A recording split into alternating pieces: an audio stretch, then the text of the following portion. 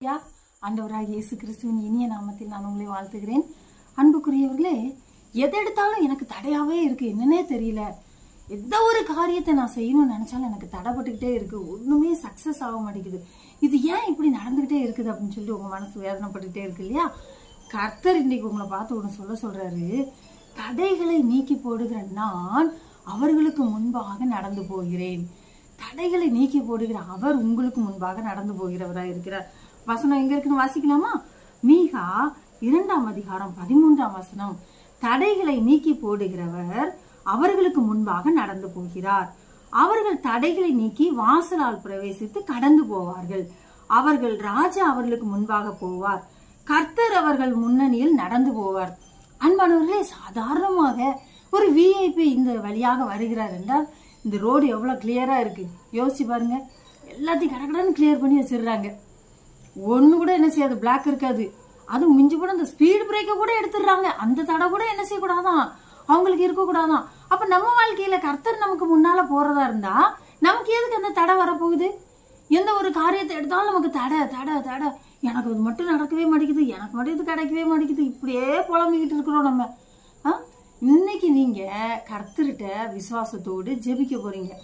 அப்பா ஏசப்பா, நீங்க சொன்ன வார்த்தைக்காக நன்றி, இந்த வார்த்தையின்படி எனக்கு நடக்கட்டும் அப்படின்னு சொல்லி நம்ம கேட்கணும். சரியா? அவர் வார்த்தைகளை கொடுத்திருக்கிறாரு. அப்ப நம்ம அதுல கை வச்சு இந்த வார்த்தைக்காக ஸ்தோத்திரம், இந்த வார்த்தையின்படி என் வாழ்க்கை மாறட்டும், இந்த வாழ்க்கையின்படி என்னுடைய தடைகளை நீக்கி போடுகிற நீர் என் காரியத்துல எனக்கு முன்னால நீங்க போங்கப்பா அப்படின்னு சொல்லி நம்ம அவரை அழைக்கணும். நம்ம இஷ்டத்துக்கு நம்ம பாட்டுக்கு முயற்சி எடுத்தோம்னா அந்த முயற்சி தோல்வியில தான் போய் முடியும்.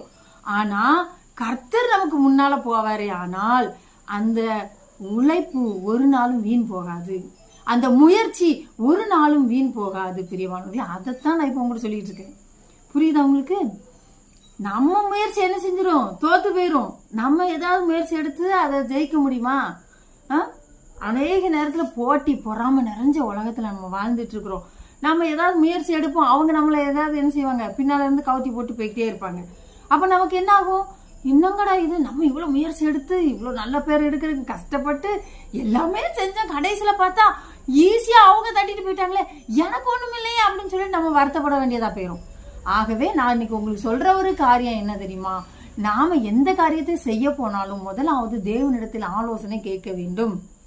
நாமவே எதையாவது ஒண்ணு யோசிச்சுக்கிட்டு நாமளாவே எதையாவது ஒண்ணு முடிவு எடுத்துக்கிட்டு அதுக்கப்புறம் கடந்து முட்டி மோதிட்டு ஐயோ எனக்கு இப்படி ஆச்சு அப்படி ஆச்சுன்னு சொல்லி நினைச்சக்கூடாது, புலம்ப கூடாது. சரி, அப்படிதான் ஒரு காரியத்துல நமக்கு தோல்வி வந்துட்டுனாலும் மறுபடியும் என்ன செய்யணும், கர்த்தருடைய சமூகத்துல கொண்டு போய் அதை வைக்கணும். ஆண்டவரே, எனக்கு மறுபடியும் இதுல தோல்வி வருது, எனக்கு திரும்ப என்ன செய்யுங்க, என்ன கட்டுவீங்க, எனக்கு நடத்துங்க, என் காரியத்தை ஜெயமா மாற்றி கொடுங்க அப்படின்னு சொல்லி நம்ம கர்த்தர்கிட்ட கேட்கணும். சரியா? எனக்கு முன்னால நீங்க போங்கப்பா அப்படின்னு சொல்லி நம்ம கேட்கணும். அப்படி கேட்டா மட்டும்தான் அவர் என்ன செய்ய முடியும், நமக்கு உதவி செய்ய முடியும். அப்பா நமக்கு முன்னால போயிட்டாருன்னா வேற யாரும் நமக்கு முன்னால போக வேண்டிய அவசியமே கிடையாது. புரியுதா? நம்ம இவ்வளவு நாளும் கஷ்டப்பட்டுக்கிட்டு ஐயோ இது நடக்குமா நடக்காதா, என் காரியம் இப்படி தடைப்பட்டுக்கிட்டே இருக்க. பிரியமானவர்களே, ஒரு அன்பான மகன், அவனுக்கு திருமண காரியத்துக்காக அவங்க பெற்றோர் முயற்சி எடுத்துக்கிட்டு இருந்தாங்க. என்ன நடந்துச்சுன்னா, பெண் வீட்டார் வருவாங்க, எல்லாத்துக்கும் ஓகே சொல்லுவாங்க, வீட்டுக்கு போயிட்டு சொல்றோம்பாங்க. அதுக்கப்புறம் என்ன ஆயிரும், அவங்க வேற ஒரு திருமணத்துக்கு ரெடி பண்ணிட்டாங்க, நீங்க வேற அலையன்ஸ் பாத்துக்கோங்கன்றவாங்க. இப்படியே தடைப்பட்டுக்கிட்டே இருக்கு. ஏன் எனக்கு இந்த காரியம் தடையாகுது அப்படின்னு சொல்லிட்டு அவங்களுக்கும் ரொம்ப வருத்தம். அன்பானவர்களே, இன்னைக்கு நான் உங்களுக்கு சொல்ல விரும்புகிற ஒரு காரியம், இந்த வார்த்தையின்படி நான் உனக்கு முன்னால போறேன், நான் உனக்கு முன்னால போறேன். சாதாரண முதலமைச்சர் இந்த ரோட்ல போனார்னா எத்தனை பாதுகாப்பு, அதுல இருக்கிற எல்லா தடைகளையும் எடுத்து போட்டுட்டாங்க. ஒரு தடவை அப்படிதான் ரோட்ல போயிட்டே இருக்கும்போது அந்த இடத்துல ஸ்பீட் பிரேக் இல்லை.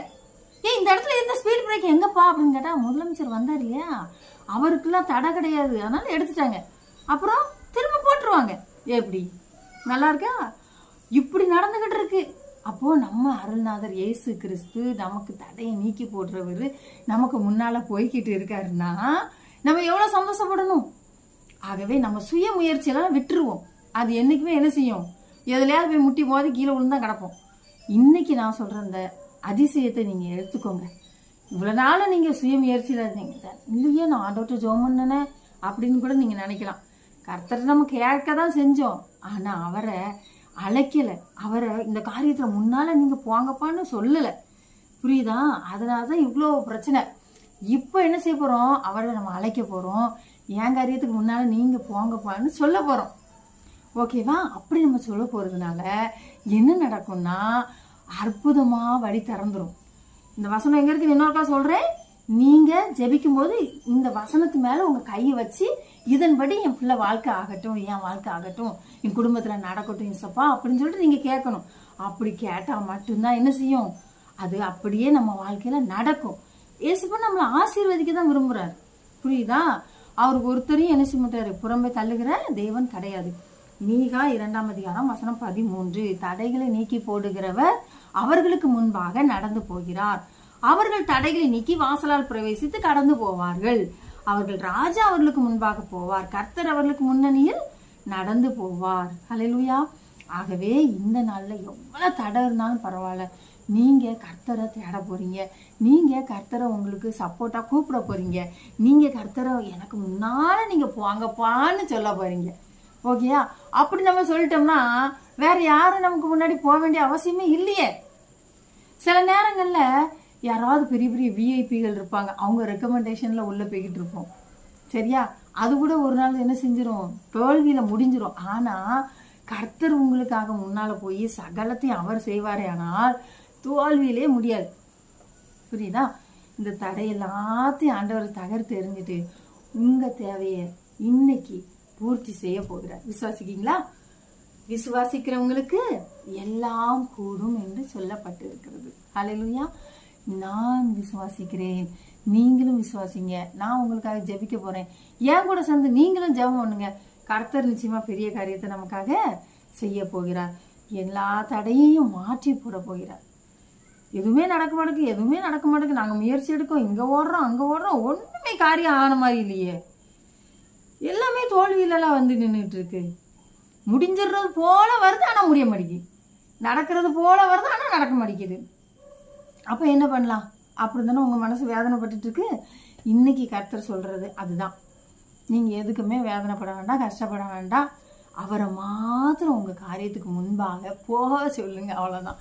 ஏசப்பா நான் இல்லப்பா, நீங்க என் காரியத்துக்கு முன்னால போங்க, என் பிள்ளை காரியத்துக்கு முன்னால நீங்க போங்க, என் மக காரியத்துக்கு முன்னாடி நீங்க வாங்க.